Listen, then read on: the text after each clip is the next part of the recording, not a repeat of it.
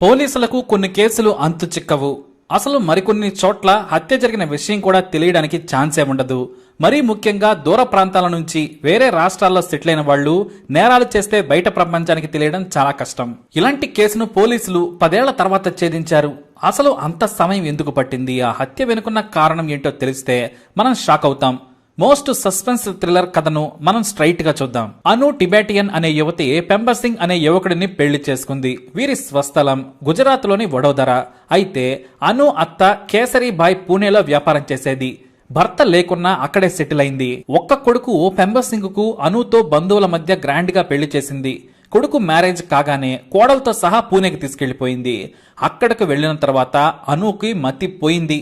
ఎందుకంటే తమ ఇంటికి కాస్త దూరంలో వ్యభిచారం రాకెట్ నిర్వహిస్తుంది ఈ కేసరీబాయ్. దీంతో భయపడిపోయింది అను. ఈమె చేసే వ్యాపారం ఇదా అనుకుంది. తనను కూడా వ్యభిచారం చేయమంటుందేమోనని ముందే టెన్షన్ పడి తన తండ్రికి ఫోన్ చేసి అసలు విషయం చెప్పేసింది. తండ్రి ఆగ మేఘాల మీద పూణేకి వచ్చి అనును జాగ్రత్తగా చూసుకోవాలని ఆమె అత్త కేసరీబాయ్కి చెప్పాడు. మీరు చేసే వ్యాపారంలోకి నా బిడ్డను మాత్రం దించొద్దు. అలా చేస్తానంటే నా కూతురు అనుకు భర్త లేకపోయినా పర్వాలేదు, ఇంటికి తీసుకెళ్లిపోతానన్నాడు. ఆ మాటలు విని కేసరీబాయ్ కోప్పడింది. నా కోడలిని నేనెందుకు వ్యభిచారం చేయమంటాను? మీరు భయపడద్దు. ఇక్కడ బాగా సంపాదించాలంటే ఏదో మనకు చేతనైన దారి వెతుక్కోవాలి. నాకు ఈ పని నచ్చింది. కొద్ది రోజుల తర్వాత ఇది వదిలేస్తాను. పోలీసులతో చిరాకు ఎక్కువగా ఉందని కేసరీబాయ్ చెప్పింది. దీంతో అను తండ్రి జాగ్రత్త అని చెప్పి వెళ్లిపోయాడు. మొదటి రోజు నుంచే కేసరీబాయ్కి కోడల మీద పగ పెరిగింది.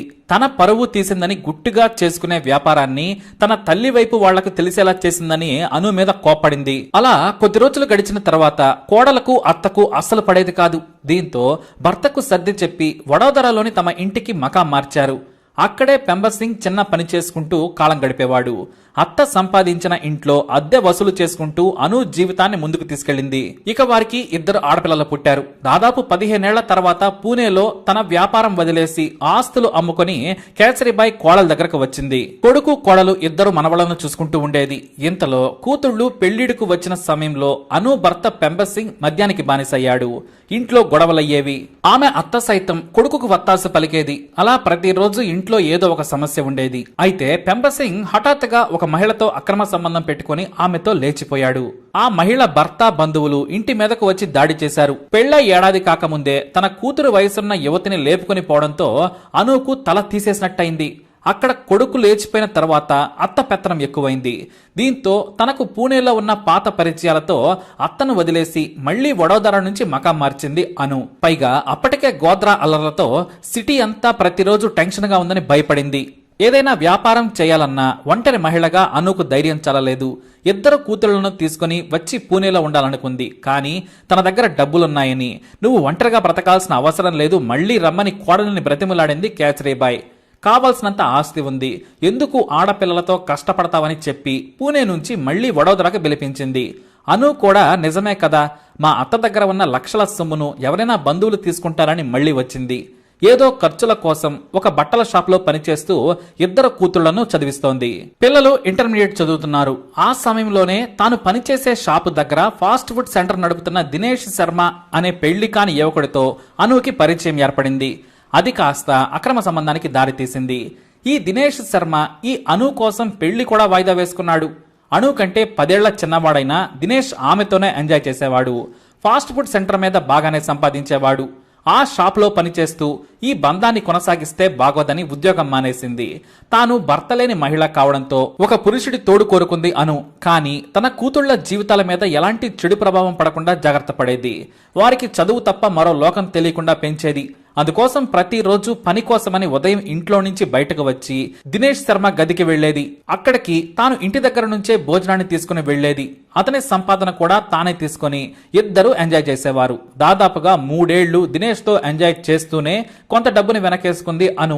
ఆమెకు డబ్బుకి డబ్బు, ప్రియుడితో సుఖం దొరికిపోయేది. మరోవైపు అను అత్త కేసరీబాయ్ బుద్ధి గడ్డి తిన్నది. తన దగ్గర ₹1 కోటి పైనే ఆస్తి ఉన్నా ఇంకా సంపాదించాలనుకుంది. అది కూడా అందమైన తన మనవరాళ్లను అడ్డం పెట్టుకుని. వయసుకు వచ్చిన మనవరాళ్లను చూసి ఆమెకు మతిపోయింది. హీరోయిన్స్ లా ఉన్న వారిని చూసి వ్యభిచారం చేస్తే లక్షల రూపాయలు వస్తాయని భావించింది. వెంటనే పూణేలోని తన పాత కాంటాక్ట్స్ ను, కస్టమర్ల లిస్టును కాంటాక్ట్ చేసింది. తన ఇద్దరు మనవరాళ్లు 18 ఏళ్ల లోపు ఉండడంతో రోజుకి ₹1,00,000 ఇచ్చే కస్టమర్లు ఉన్నారని కేసరీబాయికి తెలిసింది. దీంతో తన మనవరాళ్లను వ్యభిచారం చేయాలని కోరింది. అందుకు వాళ్ళు ససేమిరా అన్నారు. తాను డాక్టర్ నవుతానని, తాను ఇంజనీరింగ్ చదువుతానని ఇద్దరు కేసరీబాయికి చెప్పేవారు. ప్రతిరోజు తల్లి లేనప్పుడు మనవరాళ్లను పీకు తినేది. తట్టుకోలేక తమ తల్లికి విషయం చెప్పేశారు. అను తన అత్తగారి మీద కోప్పడింది. నువ్వు ఇలా చదువుకునే నా బిడ్డలను పాడు చేస్తానంటే ఊరుకోను, ఇంట్లో నుంచి వెళ్లిపోతామని చెప్పింది. వెంటనే తన దగ్గర బ్యాంక్ అకౌంట్లో ఉన్న 25 లక్షలను కోడలికి చూపించింది కేసరీబాయ్. ఆ అకౌంట్ డీటెయిల్స్ మొత్తం ఆమె మనవరాళ్లకు కూడా తెలుసు.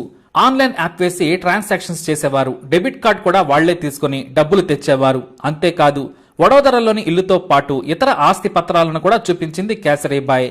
నీ కూతుళ్ల జీవితాలు నేను మార్చేస్తాను, ఏడాదిలో నీకు ₹1,00,00,000 సంపాదించి ఇస్తాను, ఆ ఇద్దరిని నాకు అప్పజెప్పు, పూణేకి వెళ్లి ఏడాది ఇద్దరి మనవరాలతో సంపాదిస్తాను, నువ్వు కావాలంటే ఇక్కడే ఉండు, నీకు ఇష్టం వచ్చినట్టు బతుకు, ఏడాది తర్వాత బాగా సంపాదించి నా మనవరాలను తీసుకుని వస్తాను, ఆ తర్వాత వారికి పెళ్లిళ్లు చేద్దామని కేసరీబాయ్ కోడలికి ఆఫర్ ఇచ్చింది. అను ససేమిరా అంది. నువ్వు గాని అలా చేయకుంటే తాను వెళ్లిపోతానని బ్యాగ్ సర్దుకుంది. డెబిట్ కార్డు, ఫోన్తో పాటు ఆస్తి పత్రాలను బ్యాగులో వేసుకుంది కేసరీబాయ్.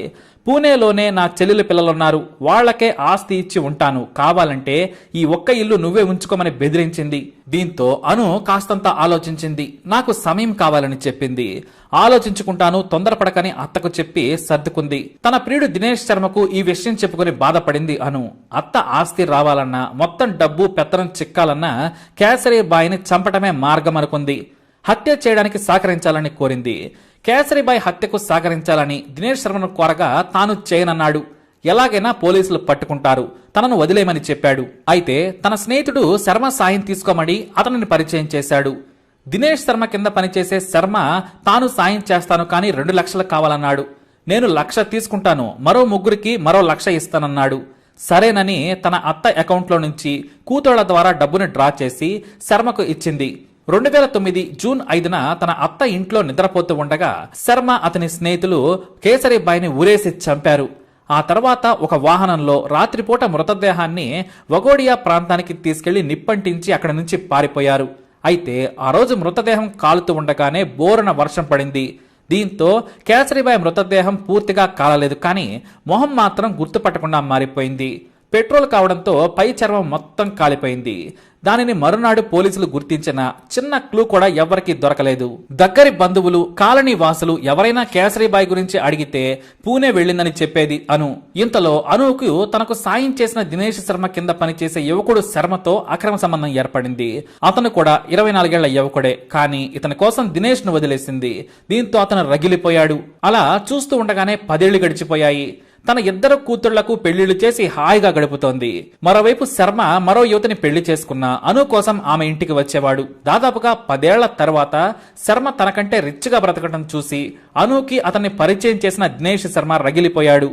తన కింద ఫాస్ట్ ఫుడ్ సెంటర్లో పనిచేసిన శర్మ ఇప్పుడు ఏకంగా రెస్టారెంట్ పెట్టుకుని బైక్ కొనుక్కొని దర్జాగా బ్రతుకుతున్నాడు. అదే దినేష్ శర్మ మాత్రం ఇంకా రోడ్డు మీదే 10 ఏళ్ల నుంచి ఫాస్ట్ ఫుడ్ సెంటర్ నడుపుతున్నాడు.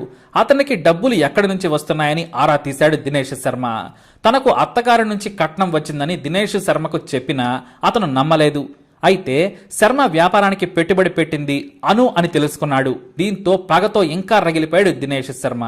నన్ను వదిలేసి హత్యకు సహకరించాడని శర్మతో ఎంజాయ్ చేయడమే కాకుండా డబ్బులు కూడా ఇస్తుందని కక్ష పెంచుకున్నాడు. తన దగ్గర డబ్బులు లాగి ఈ ప్రియుడికి మాత్రం లక్షలు ఇస్తుందని కుట్ర పన్నాడు.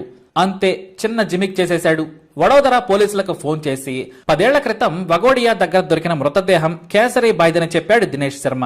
ఆమెను చంపింది ఎవరో కాదు, కేసరీబాయి కోడలు అను, ఆమె ప్రియుడు శర్మ అని ఒప్పందించాడంతే. ఇంకేముంది, పోలీసులు గంటల వచ్చి అనును స్టేషన్ కు తీసుకెళ్లి విచారించగా నిజం ఒప్పుకుంది. ఆమెతో పాటు ప్రియుడు శర్మను కూడా అరెస్టు చేశారు పోలీసులు. ఆ రోజున హత్యకు సహకరించిన మరో 2 కూడా అరెస్టు చేయగా ఒక నిందితుడు చనిపోయాడని పోలీసులు మీడియాకు తెలియజేశారు.